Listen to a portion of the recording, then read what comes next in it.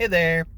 Yeah, so I had found a few minutes, decided to make a video because last night I did some great listening online. Um, Mostly, but not all, was actually Vivek Ramaswamy on a couple of different shows and interviews and whatnot. Watched him wiping the floor with CNN, whichever presenter they paired him with, and that was fun and special. She's a little bit hard to sit through, but just the way that he would always clean up whatever she threw out there, like, dude, this guy has it in him.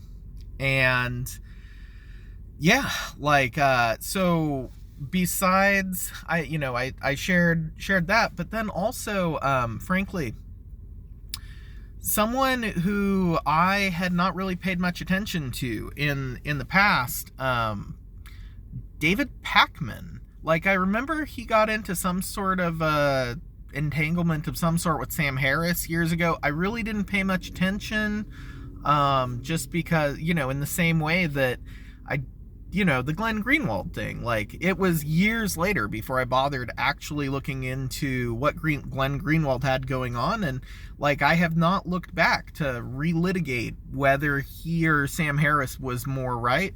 Because it's just because, I listen to Sam Harris a lot less than I used to, a lot less, because I think he really has, like, jumped the shark. The fact of the matter is that didn't, like, invalidate the years worth of stuff that he said that made sense, or years worth of having great guests on his podcast or whatever. But no, as far as I can tell, like, no, like I said, as far as I can tell, like Glenn Greenwald, for instance, in general, maybe he's gotten better and Sam's gotten worse. Haven't looked into it. David Pakman didn't look into it at all.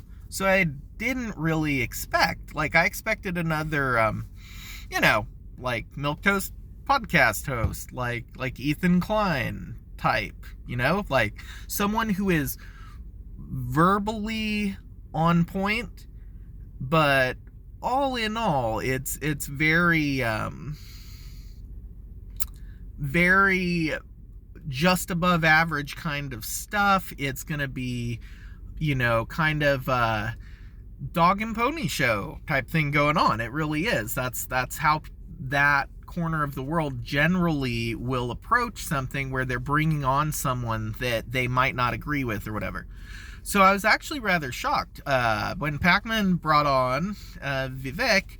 Couple of things. Number one, it seems obvious to me that, like, the format, for instance, the whole idea was that it was supposed to be less of a debate type format, because literally all he was really trying to do was ask Vivek questions and get those questions answered to a certain goal, which is interesting, because you could say level of specificity, but that's the interesting part. I really feel like the format was that they were trying to set up a trap for Vivek with a very specific list of questions to try to get him to give them the answer, either one of two things, to either, and people that know me know that I love setting up these situations for other people, as long as I feel like like the situation is warranted, like at least one of the outcomes is something that is appropriate to impose on someone as an option, like, hey, no, really, I don't think you want the bad one, I think you want the good one. So I respect that. But what they were trying to nail Vivek into doing was to either support certain statements that Trump had made, or to basically disavow Trump and or argue, throw him under the bus, whatever. So it's basically, this was supposed to be a trap where Vivek either had to upset the MAGA crowd, or had to turn off the centrist, independent, left of center crowd that is very not enthused about Trump. They're looking for someone besides Trump, right? And so I think on some level, they're trying to figure out whether they think that they can, pull Vivek in the direction of DeSantis. That is to say, he can be to where he can be managed by the establishment, even if he isn't, one of their inner circle. Because that's how I see DeSantis. I don't think that DeSantis is deep state or something. No, I think that DeSantis is of the understanding that he has to play ball with those establishment types in order to get things done, because that's what he's focused on right now as the governor, and I respect that. He is not up for the national task of taking on the deep state. That is not who he is. So I think that that's where they were trying to go with this, was that they were trying to get Vivek to either discredit himself with the Trump crowd, or to,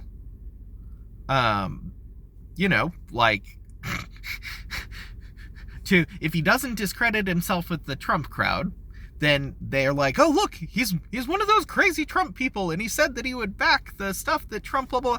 And you know what? Vivek did a great job of explaining why, hey, look, I think Trump did great for what it was on his first term, and whether or not we could criticize what he could do better is beside the point, because we have the record of what he did do given the resistance that was there.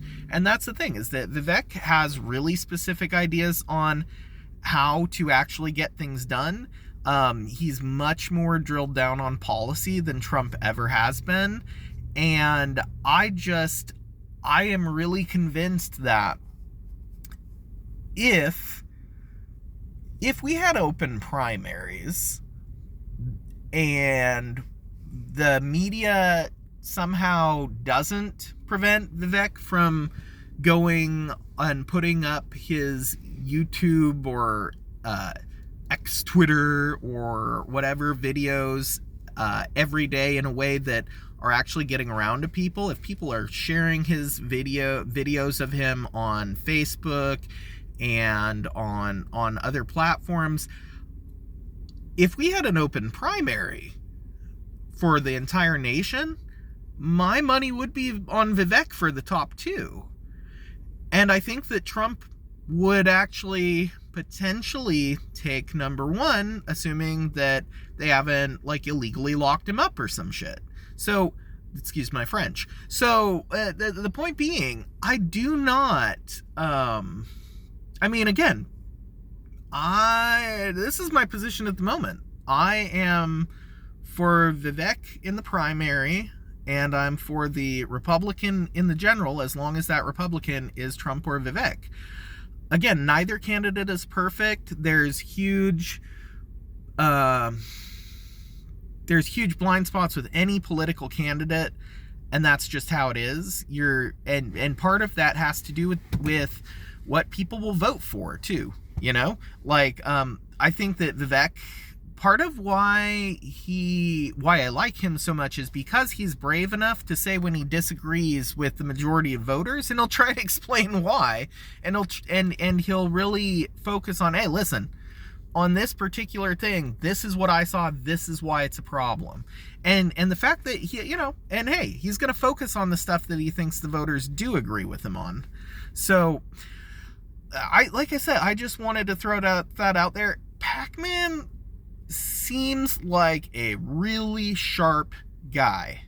I think that they really did send their best, and I think that Vivek handled him. Not that, and when I mean handled, I mean he didn't abuse him. That was the best part. He said, oh, you're about these things. Let me explain to you why I am also about these things. It was devastating. I loved it. I hope to see more of that. Anyways, thanks for watching. I'll catch you guys.